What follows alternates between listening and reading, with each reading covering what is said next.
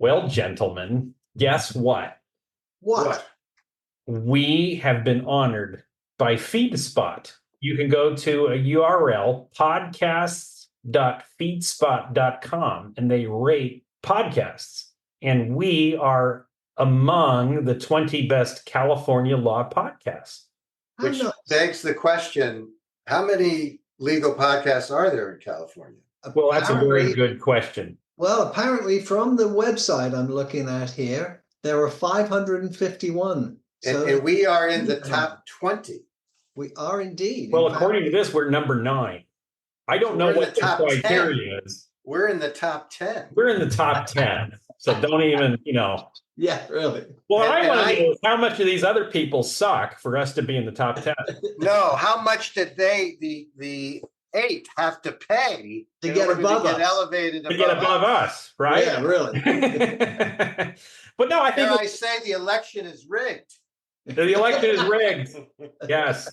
Well, I used to identify as a legal podcast, but now I identify as a divorce podcast. Okay.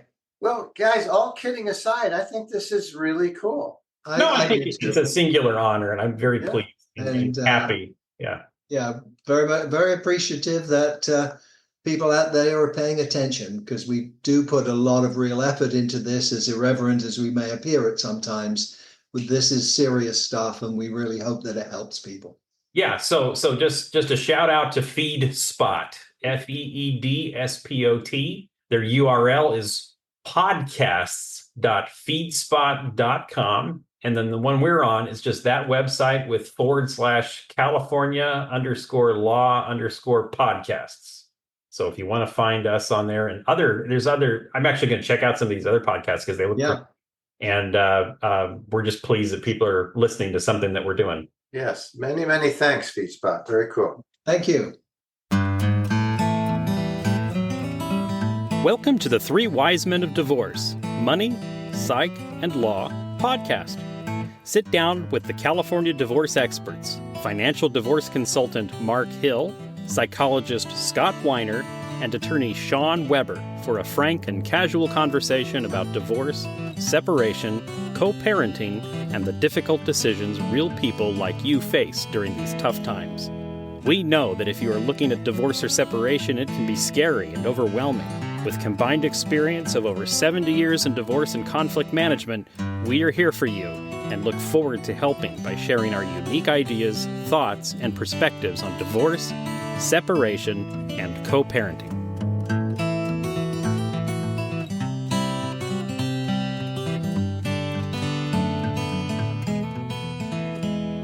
Hi, Shawn. It's nice to see you. Hi, James. Hi, Pete. Hi, Mark. Hi. So James, welcome to the 3 Wise Men of Divorce. Well, thank you. You may find us to be the 3 foolish men of divorce, but no, I'll take you at your word that you're the 3 wise men of divorce. So James is this is James Walton. He's a PhD. He is a psychologist, and you're a licensed family therapist. Yes. In LA area. I've known James through our work with Collaborative Practice California, which is the statewide California group for promoting collaborative practice and peacemaking in the state of California. And James was just awarded the Eureka Award. Mm. Ooh. Congratulations. That's actually very prestigious. Thank you. I was really shocked by it, actually. I was in the middle of dinner, and I'm listening to them talking about the guy, and I thought, I should know this person. He sounds like I think everyone on this podcast right now is a Eureka Award recipient. I think all of us have received it at one point or another. So you are among elite people. Wow, I feel honored. Now I feel like we're the 4 wise men of divorce. But you do a lot of work with divorcing couples in Los Angeles. You do a lot of counseling. I know you do a lot of collaborative coaching. I do. And your website, it's latherapist.com. Yes. And there's just a treasure trove of information there, things that you can purchase and download. Well, yeah, and I try to put a lot of information on there for people that they can just they can some useful information, and there's some free stuff that people can download and on there as well that can be helpful for them. And I know we're going to be talking about anger today, and anger, the thing that I want people to really understand about anger, that it's the handmaiden of a divorce. So when people are going through divorce, they're going to be experiencing anger, and that's a normal, natural thing for people. And to understand that anger is both an emotion and it's both a behavior. So it's emotion and behavior. And the thing is about emotions is they kind of overwhelm us and take us over. And we may not have a whole lot of control over how we feel about something, but we have a whole lot of control over how we express it. And we have a whole lot of control over our behavior and what we're going to do. So when it comes to anger and divorce, we have this delicate balance between what we're feeling and then how we want to express it. And the fulcrum, or the center point of that is the decisions that you make. And we're the ones that are really in control of what we say and what we do. I love that. Yeah, there's that space between that stimulus and response, right? Where Yes. somebody says something that's triggering to me, and I can then choose in that space of reaction how I'm going to behave then after that, right? Yeah. But the thing is, a lot of people just, they experience an emotion and immediately they react and respond. And they say, oh, I can't help it. You made me angry. Well, actually, what we need to understand is nobody makes you angry but yourself. And you know how we make ourselves angry? How do we do that? By the thoughts we tell ourselves about the situation. Yeah, okay. So you can take any angering situation you like, and you can just imagine, I'm going to put 100 people in a room. Will all 100 people be angry about that? And chances are no. And that's because each person is telling themselves something a little different about whatever that experience is. One thing I find that happens, James, is that sometimes a couple will get in front of me and finally they have what they perceive as an arbiter who will listen to their arguments and tell them they're right. Yes. And that's, we have to disavow them of that very quickly. And I always urge people, I think I'm telling the same story, but in a different way. I said, how can we be strategic about this rather than emotional? How can this become part of the strategy for you to get what you want that is making you frustrated right now? That's great. What you're doing is you're taking them out of, what we could call right brain, with their emotions, and you're putting them into left brain, which is, how are we going to solve this? And kind of pulling them away from their emotional experiences.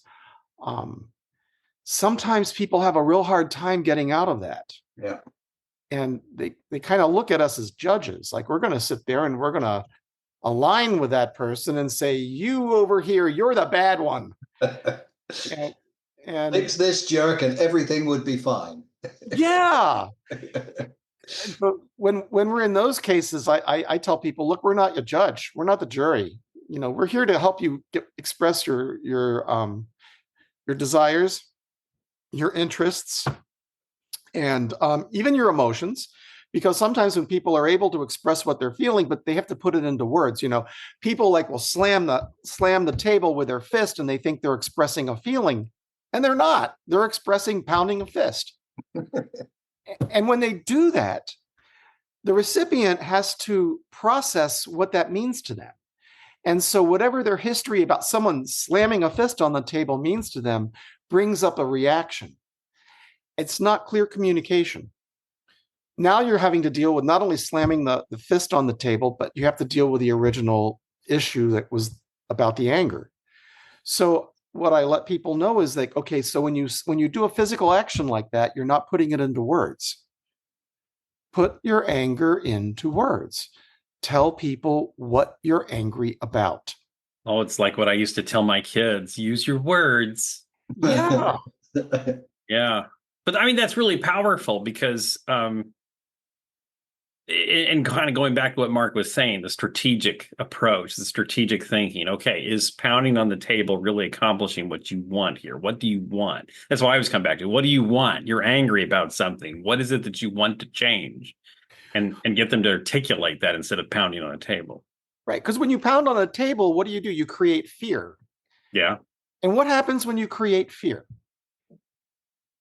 People go into all kinds of crazy fight or flight places, right? Yeah, they back away. They cover their ears. They want to get away from the thing that's frightening them. That's their first impulse. And you're not creating conversation. You're not getting across the point you want to get across, because when you're creating fear, you're trying to dominate.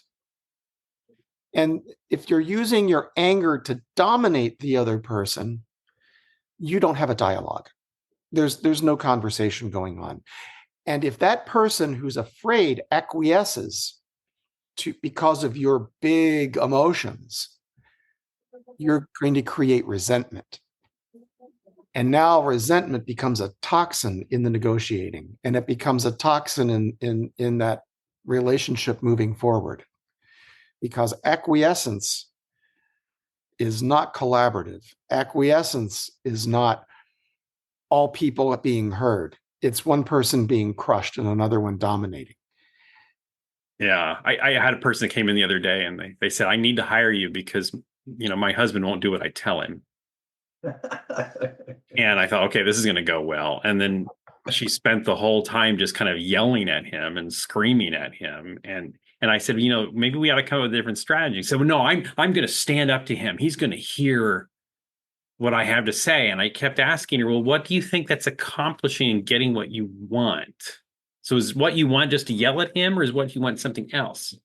Well, Shawn, you really bring up a great point here.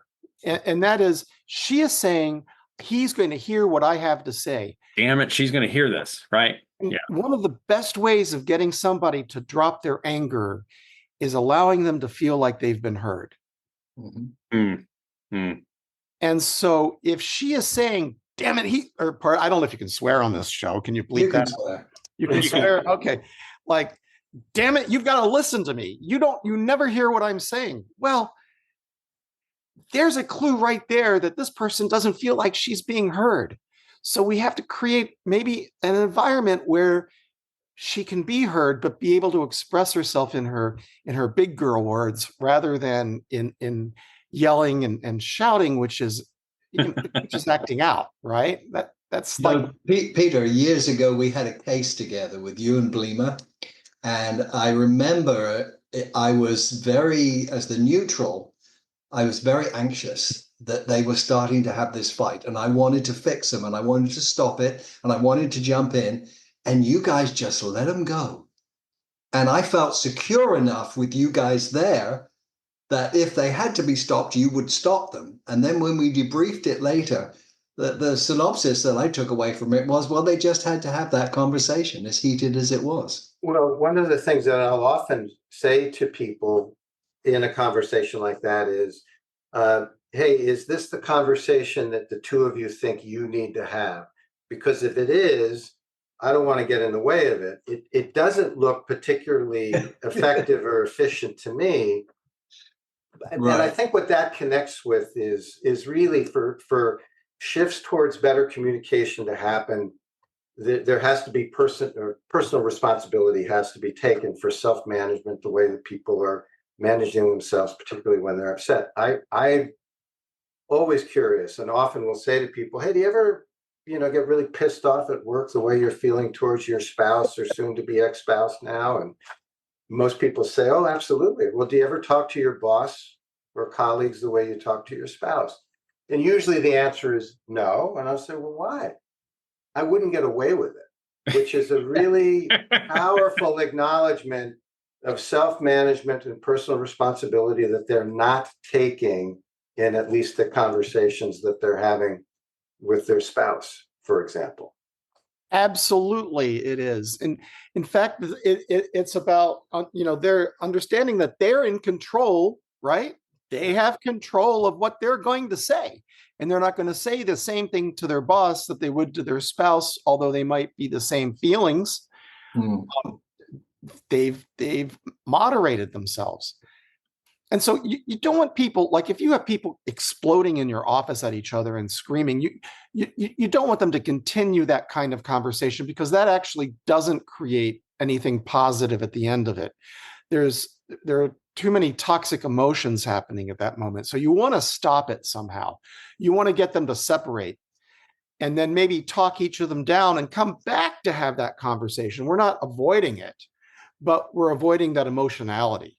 Well, I would say, James, that 95% of the time, when I say to a couple, it is, if you need to have this conversation the way that you're having it, I won't, I'm not going to get in the way of it.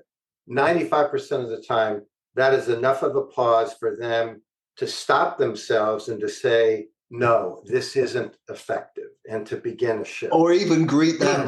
I do a similar thing, Pete. I say, we can keep going down this road if you think it's going to be productive and help the case move forward more quickly. And I'm greeted by silence, total silence. Yeah. And then I have to restart the conversation, in a way that hopefully brings the valence down. One of the things I like to do, you've seen me do this, Mark. Somebody's just completely losing it, and I sit back for a moment. I let them kind of do what they're going to do, and then I'm like, okay, hang on, let me help, and then I'll actually model the breathing. I'll go, right. Okay, that was hard, wasn't it? And I'll pause. Can we talk about this in a way that maybe is more effective? And then we'll go through the coaching and helping them kind of interact on that. But I think another thing you'll do, Shawn, is you'll say, I think I hear a proposal in there. Can we put this in terms of a proposal? Because then you're moving them onto the other side of the brain, as James just said. Yeah, a complaint is a proposal in disguise, I always say. Yeah. Excellent. That is an excellent thing to do, is to get them into the left side of the brain with their thoughts. Sometimes if it's really drastic, you can knock over a glass of water. Everybody stops and they want to help. Or unlike the couple I had that actually hurled a cup of hot coffee at each other. Oh no, that one, no. That's not what you're talking about. But like just inadvertently knock over a glass of water. Yeah, and you could do that. It completely disrupts everything that's going on. I love it. And people sometimes have a compulsion to try to help to clean it up. And it's, you can work together. So let's work together on this. That's clever. But it can stop everything for a moment and get them to refocus. You can also say to them, okay, what did you hear her say to you? Because the way that you can drain anger off is people, first of all, being able to say, okay, what you're saying, I heard what you said. What you said makes sense. I don't agree with it, but what you said makes sense to me. And when people feel heard, their anger level drops dramatically. Yeah. So I guess I want to kind of pivot a little bit. If I'm the person going through the divorce, so we know what we're going to do. But if I'm the person going through the divorce and I'm just feeling rage, in the meeting, or I'm afraid I'm going to fear rage. I've had people say, I can't even be in the same room with this person. I lose my mind. Right. What would you say to that person as far as preparing for the meeting and then managing themselves during the meeting so it can be productive and not just simply a rage fest? Well, first I would create the mission. We create a mission statement, right? And I'd have them well versed in their mission statement. And one of the things might be we speak to each other respectfully. That usually I get that put in there somewhere, and we are able to control our anger. If it's someone like that, you get that put in there somewhere. So I get the commitment to that before we go into the meeting, and then I say, look, if I feel like we're going off that part of the mission statement, do I have your permission to stop the meeting and for us to either take a break and calm ourselves down, or to recalibrate ourselves during the meeting? And I get a yes from them. So if something is starting to go off the rails, that's already prepped in the background. And I'll say, I think right now is a good time for us to take a break, because when people are really angry with themselves and we're angry with each other, you're not going to get any logic out of them. You're not going to get any agreements out of them. And they're not even hearing what the other person's saying. So really, when they're going at it, you want to separate them. You want to do something to break that and Break that cycle. break that cycle, get them centered again so that they can come back in and kind of refresh. And then, like, off on the side, I would say, okay, let's do some breathing, because we've practiced breathing. The first thing you want to do is get your heart rate down when you're angry. Because if your heart rate is racing too fast, it knocks off your cognitive processing. You want to get out of, here's a little jargon I'll throw in, your deep limbic system is where you have the emotional experiences. You want to bring the prefrontal cortex, which is where logic and reasoning go on. You want to bring that back online. And so off on your own, you want to do some breathing with them to help recenter them, and then say, okay, what's your priority here? What is it that you want the other person to know? Because screaming and raging at them isn't going to help. What is it that you want them to know about you? What is it that you want them to understand? And let's find some words to use that. And use I words, not you words. Yeah. Talk about yourself. Like, right. Yeah, exactly. When I've tried to move in that direction, well, you always and you never, always and never are words that I always. But there you go. I tend to find our conversation stoppers, not starters. They are. Yeah, that's very true. You want people to talk about how I feel, or what my needs are, not what you never do. Right. Yeah. Again, you is one of those words where people pull back, and you want to bring them towards you. I always say the Sith only deal in absolutes. So this whenever it's an absolute statement, never and always. Like, really, is it really never? Is it really always? Yeah. You get down to, okay, well, what is the thing that you want to change? So that come back to what I always say: the complaint is a proposal in disguise. So what is?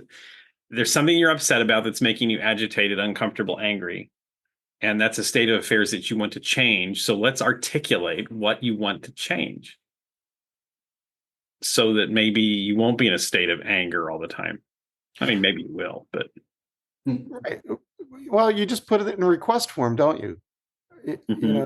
You say, okay, what do you want to request of the other person? I would like you to stop leaving your toenail clippings on the coffee table.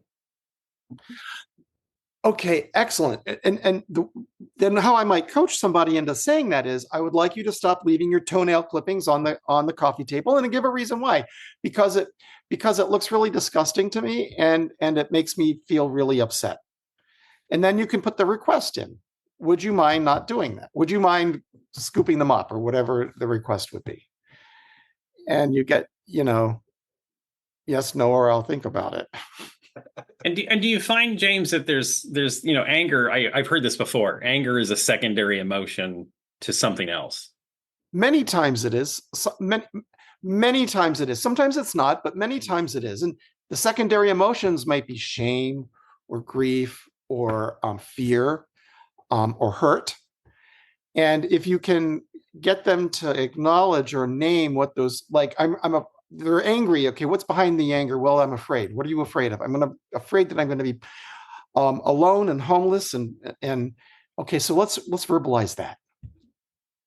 So instead of like just raging, express, I'm afraid. I'm really afraid I'm going to be homeless. Well, now we can address that. Right. It gives an entree, doesn't it? Because I can go, hey, now that we can look at your finances, we can go through your cash flow, we can help you model something so that you won't be living under a bus shelter. Exactly. Yeah. Because that gives us something to do. Now we can address that interest that they have. Yeah. Right. Because what we really want to do is we want to get down to the interests. And the interests are the reasons why they have those positions. So we want to look at the reasons. I think when folks are angry too, it's harder for people to define what they want and much easier to define what they don't want, and to lead with that, and that how that can very much be experienced by the other person as a criticism or a complaint that makes effective communication that much more challenging as well. Absolutely. One of the biggest challenges we have in life is knowing really what we want. Mhm. I mean, you ask somebody, well, what is it that you want out of life? And they give you a couple generalized things. And then it's like, well, tell me more. What do you really want? And it's really hard for people to figure that out. And I think when they get angry like this, it's they're demanding the other person to tell them what it is that they want. It's your responsibility to tell me what I want. If you loved me, you'd know what I want. That is so common. But really, if you loved me, or if I loved you, I would tell you what I want. It's like the old song, if she knew what she wanted, he'd be giving it to her. Right.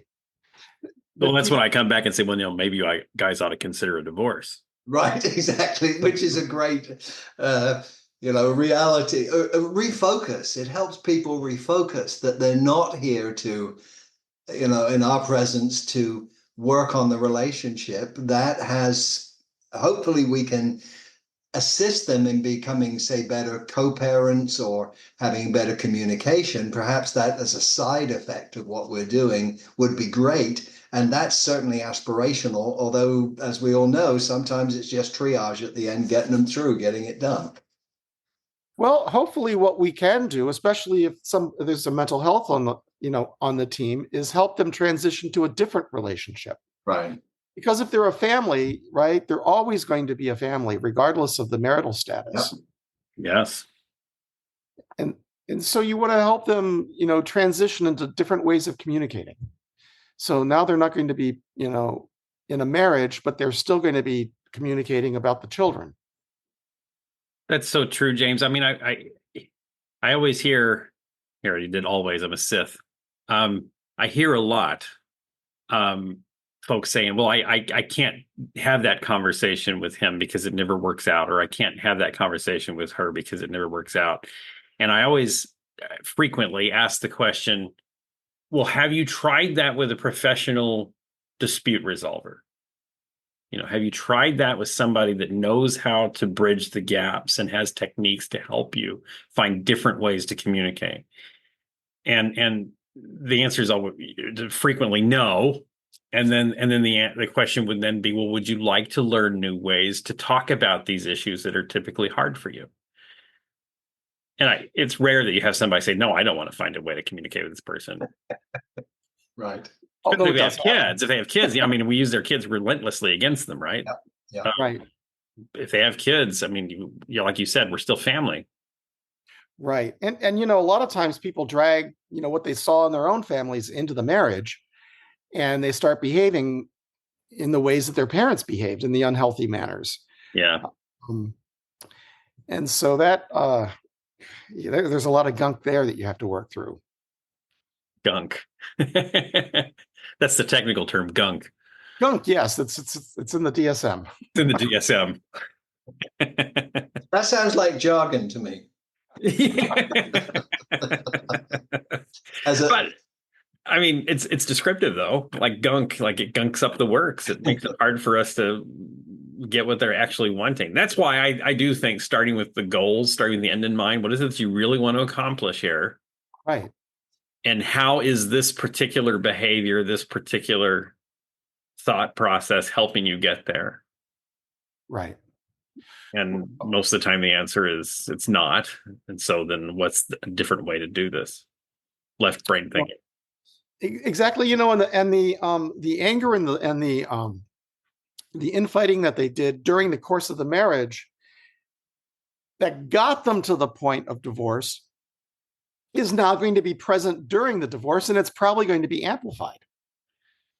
So what we can expect during the course of the divorce is that their communication is going to get much worse. It'll get worse before it gets better, right? Oh, yeah. Someone's trying to win. And I think in a way it has to be normalized. In other words, to tell them this is okay, this is hard, and you're going to be angry, you're going to be hurt. And a friend of mine, mediator from Colorado, always used to say, conflict is the spark that engenders creativity. So you can often say that the conflict actually is necessary in order to get the creativity going to come up with a solution. That is very well said. I completely believe that.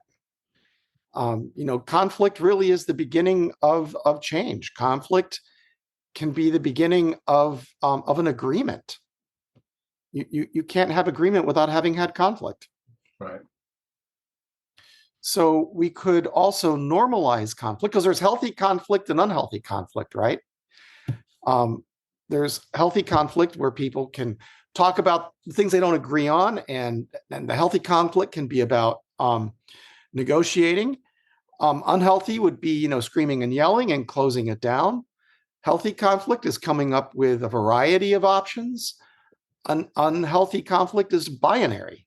It's just, do it or, yes and no. My way or, yeah. My way or the highway, yeah. Well, and the corollary to that is peace is not the absence of conflict. It's the absence of creative solutions to solve conflict, right? Or to deal with conflict. Say that again? Peace is not the absence of conflict. It's the absence of creative solutions to deal with the conflict. Oh, I like that. I think sometimes people come to my office thinking that we're going to remove all conflict, and we're not. We can't. The conflict's going to remain. That's why they're getting divorced. If there was no conflict, we'd just stay married, right? Right.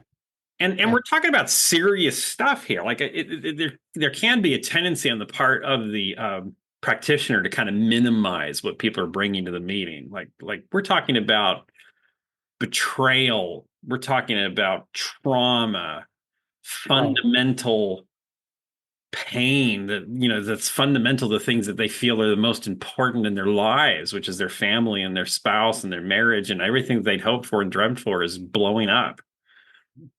And I think it's important to help our clients understand, and people listening to this podcast maybe understand that, cut yourself some slack. Divorce sucks. This is hard. This is painful. We'd be worried about you if you were just fine. I always get worried about the couple where it just seems like they're just great with everything, and then we find that kryptonite and it just explodes right in front of us.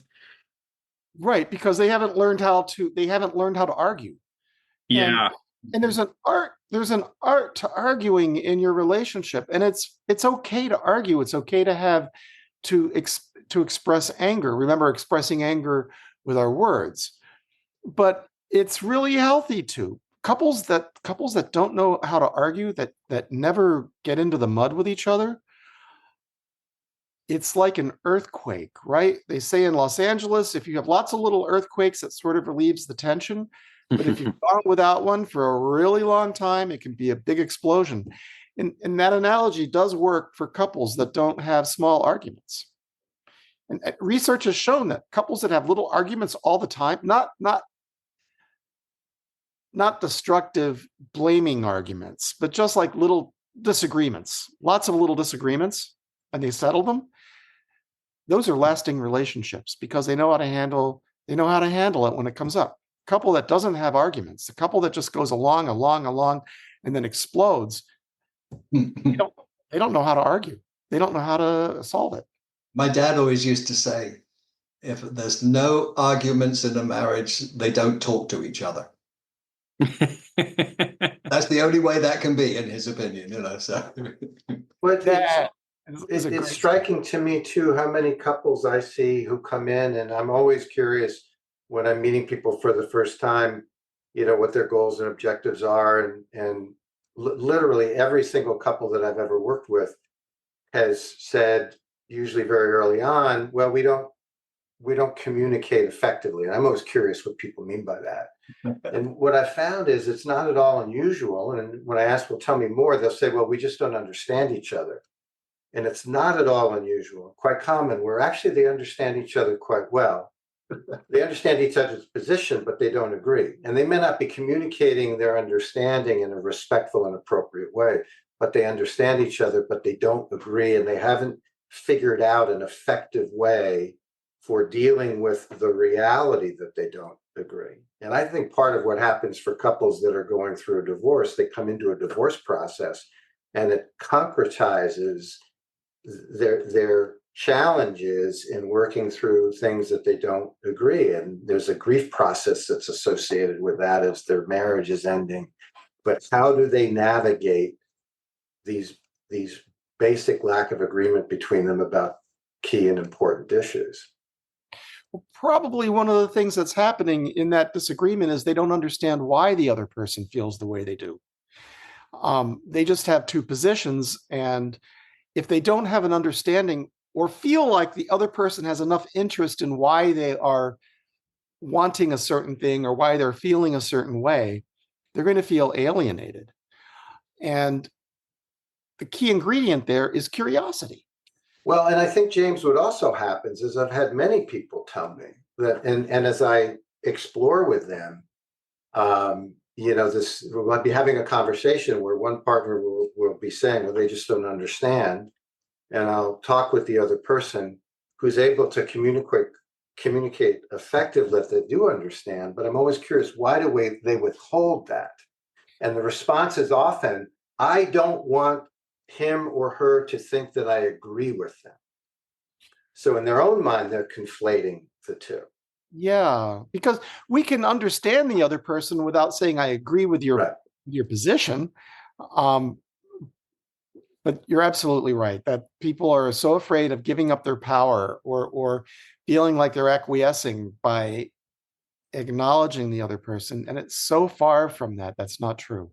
Almost as though if you understand or if the person thinks that you're agreeing, there's this obligation that goes with that, and teasing that out and helping people to understand. No, now those can be tough conversations where I understand perfectly, but I don't agree. Those are tough conversations to have, but being able to discern those. It's kind of like a waiter carrying a plate of food. You have to have this. You have to be mindful of the balance. And what I'm thinking of is that plate is respect. The one thing that people are afraid of is if they show respect to the other person, I'm acquiescing, and that's not the case. But when we feel we're not respected, that really triggers us into feeling angry. Mm-hmm. Disrespecting another is one of the biggest triggers for people of getting their anger, of making them really upset. And I see that so much when there's an affair. Oh, yeah. I mean, that's the ultimate disrespect. And what does that do to the process we're dealing with? How do you restore that to the point where you can at least have a conversation and not have that anger that comes from that undermine those? It's actually the aggrieved person being able to express their hurt and their disappointment and having it heard by the other person. And if they, without screaming and yelling at them, but to have their hurt be expressed and have the other person acknowledge the hurt. As opposed to saying, well, if you were a better partner in the marriage, I wouldn't have needed to have an affair. Well, that's disrespectful, right? Yeah, but that's what often comes back, or at least I've seen come back. I'm not a professional at this, but I sometimes find myself stuck in a situation where I kind of have to play a psychologist on TV. And it's often you can lead a horse to water, but you cannot make them drink. And no matter how many times I can recommend bringing in a mental health professional to assist with this, often the response I'll get from both is, no, we went through years of therapy. That doesn't work. We're not doing that again. And that's hard to counter, Yeah, and sometimes people go to therapy to prove that it's unfixable. Right. That's so true. Yeah. They'll go in, they'll give it a shot, and they'll say, I tried everything, now I can get divorced. Yeah, like 2 or 3 sessions. Right. 3, that you're doing well if you get to 3 with that attitude. I knew this wouldn't work. I've just proved it. So we've been talking a lot about the point of view of the person who is angry. And I think we're starting to hit on the point of view of the person that is receiving the anger.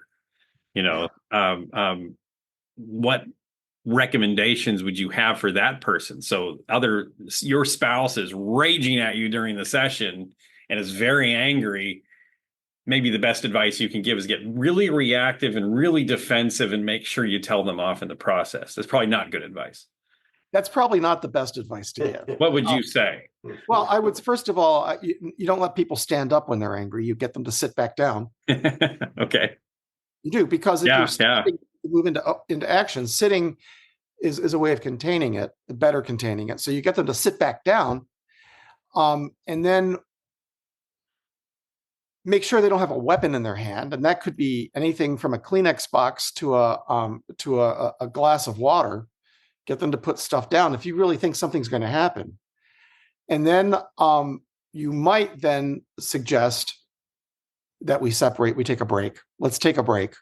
Let's get ourselves under, in a better condition. If you tell ourselves under control, that's going to feel offensive to the person who's angry.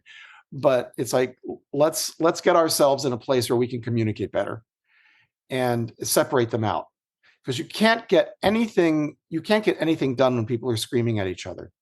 You have to get the heart rate down. You have to get the breathing going, deep breathing. I like to tell people to inhale through the nose for 4 seconds, hold it in the lungs for 4 seconds, and then exhale through your mouth, and just do that until you find yourself calming down. But I guess I could say I'm the person that's maybe I'm the guy that had the affair. Right. And my wife is just, everything that comes out of her mouth is some kind of a slight or a put down about me. What do I do to manage myself in that moment? You have to tell yourself in that moment that I'm in control of my responses, that I decide how I'm going to respond and what I'm going to say. If she is coming at you like that, you're going to have to disconnect from it somehow. And not perceive yourself as, it's like I can choose how I'm going to respond to this. I always recommend people at that point to really step in and get curious. Tell me more about your upset. I want to hear about your upset. I want to hear about your anger. Step into the space rather than running from it. Because if we run from the space, what we're telling the person is my feelings and my situation is more important than yours. So if I get defensive, when we get defensive, we are actually asking that person to step in and attack more. It's a dance. In fact, Timothy Leary had a thing called the Leary wheel. He was a psychiatrist for the CIA. Mm. He wasn't some little flower child out there running around. He was a scientist. He was a psychiatrist for the CIA, and he came up with something called the Leary wheel. And one of the concepts of the Leary wheel is it's a dance that people do in their communication. And one of those dances, opposite from the wheel, is the attacker and the defender. And the defender and the attacker are in a dance. And the way that you break the dance is either the attacker stop attacking or the defender stop defending. Because if you're defending yourself, you're inviting the attack. So if you can really screw it up by saying, okay, I want to hear what you have to say. Tell me more. The curiosity. That's the curiosity. As opposed to responding, but you always left your toenails on the coffee table, and so I had to have an affair, and it was your fault. So tell me more about that. I want to hear how that worked for you. How was that for you that the toenails created the affair? I remember being in a training many, many years ago with Pete Pearson, and he talked about the importance of helping partners to be curious rather than furious. Excellent. I love that. And that's a powerful way to represent it to people. People get that. It's correct because it rhymes. And it will exhaust the other side. Mhm. because eventually they'll run out of things to be pissed off about. I actually tried that on a relative who was very politically minded in a different way than I am. Hmm. And I just asked, well, tell me what brings you to that conclusion. Hmm. You know, and I was actually, what changed about it is I was not, you always say you want to listen, not listen to reply, listen to understand. Right. So I was actually legitimately curious how this person could have come to this, what I thought was a bizarre conclusion. It was a bizarre conclusion, and his logic was off the rails. But I understand him better. I understand how he got there. And it enabled me to have a conversation with this person whose views I view as nuts. But I was able to understand them better, and we didn't end up fighting, which is usually what happens when we talk about these things. Don, if we go back to the scenario that you were describing, and this isn't always possible, but if there is the opportunity on the front end to prepare for a conversation like that, one of the things that I would want to talk with that person about is, again, this idea of personal responsibility and how he or she thinks of their decision to have an affair, and how willing are they to really try to understand the pain that it caused the other person. And in that spirit of taking personal responsibility, how upset does the other person get to be?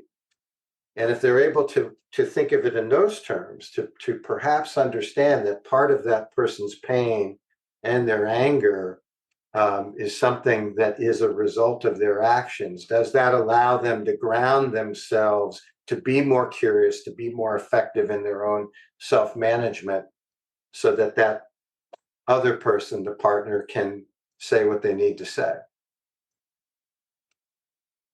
You're reminding me of a case I had where there was an affair, and the poor wife, she was devastated by this affair, but she looked like she'd swallowed a lemon the entire time, and she kept talking about the mistress.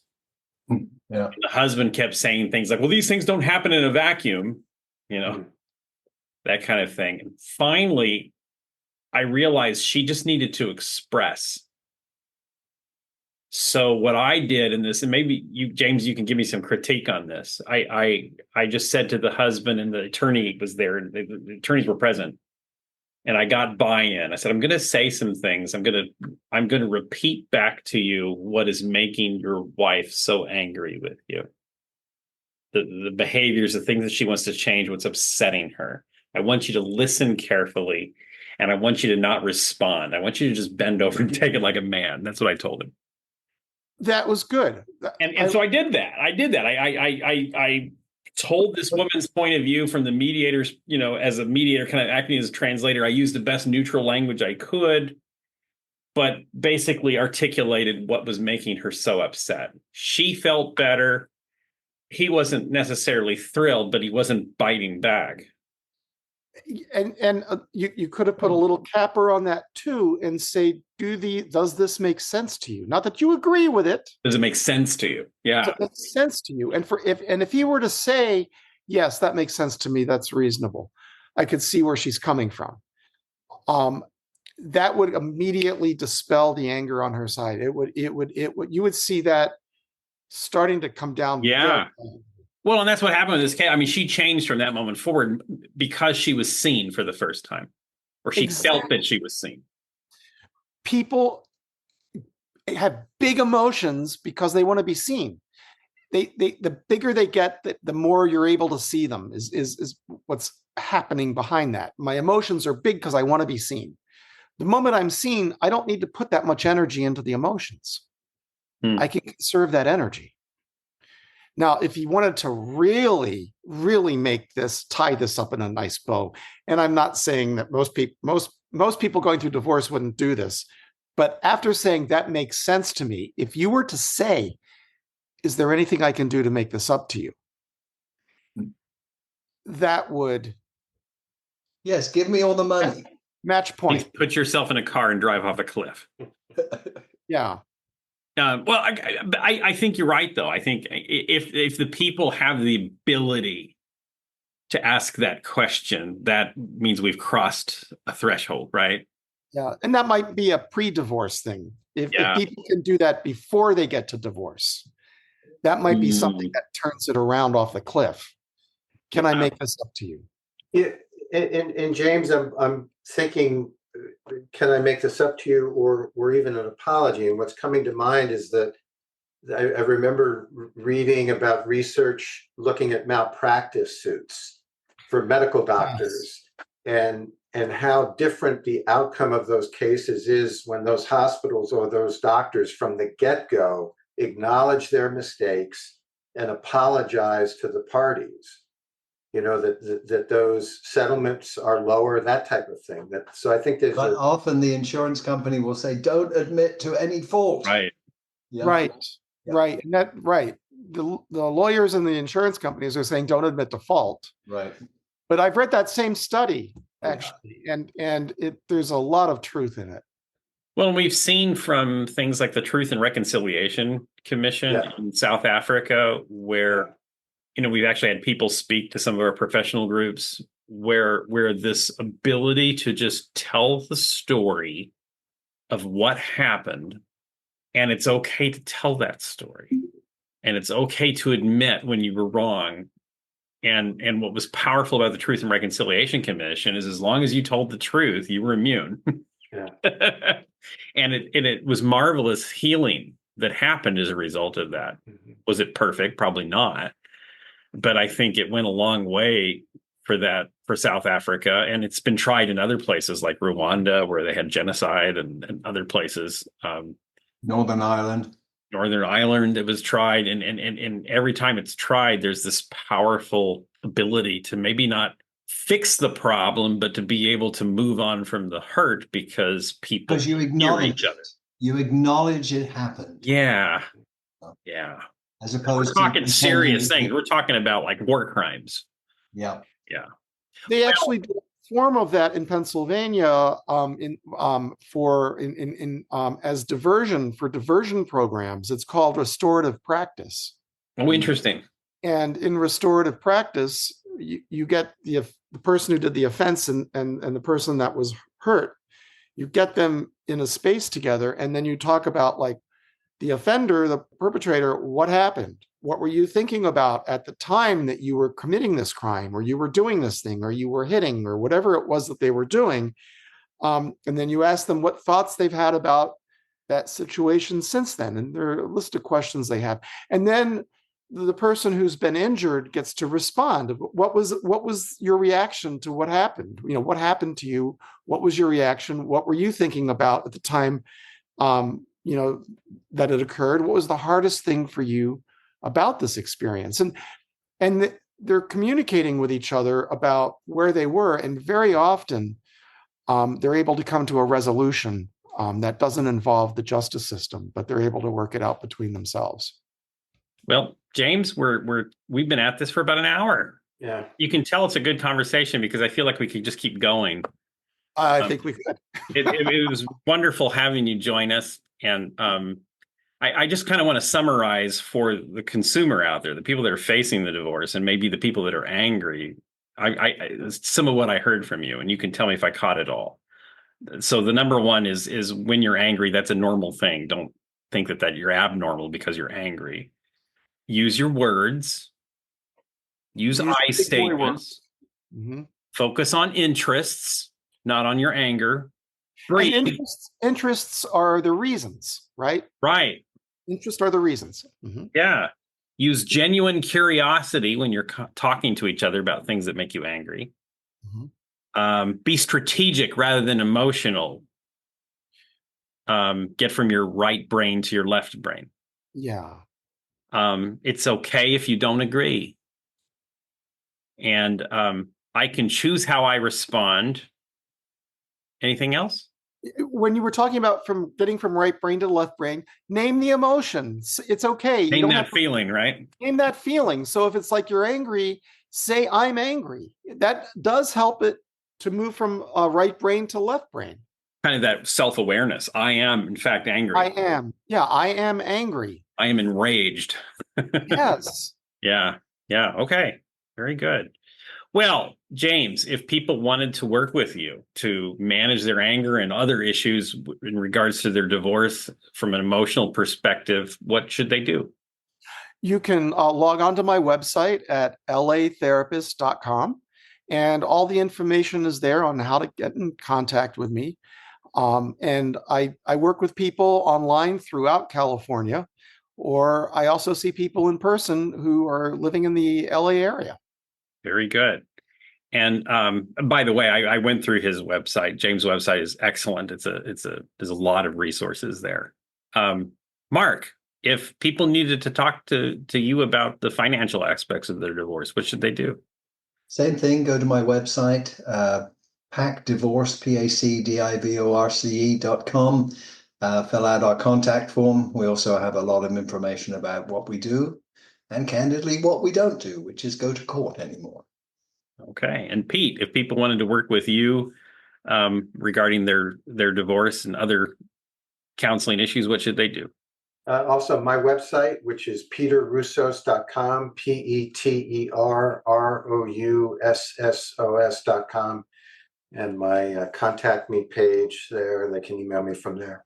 Excellent. And if anybody wants to work with a mediator, any kind of dispute, I am there to help with that from a legal perspective.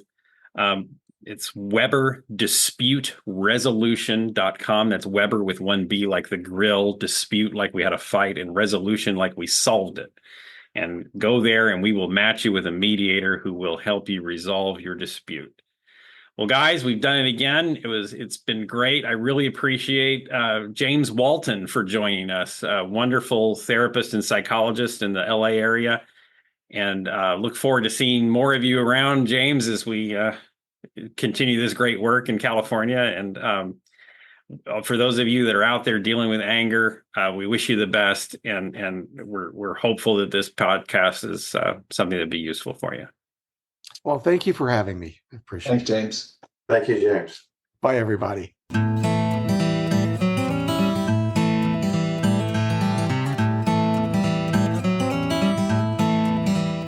Thanks for listening to another episode of the Three Wise Men of Divorce: Money, Psych, and Law. If you like what you heard, be sure to subscribe, leave us a review, and share with others who may be in a similar place. Until next time, stay safe, healthy, and focused on a positive, bright future. This podcast is for informational purposes only. Every family law case is unique, so no legal, financial, or mental health advice is intended during this podcast. If you need help with your specific situation, feel free to schedule a time to speak with one of us for a personal consultation.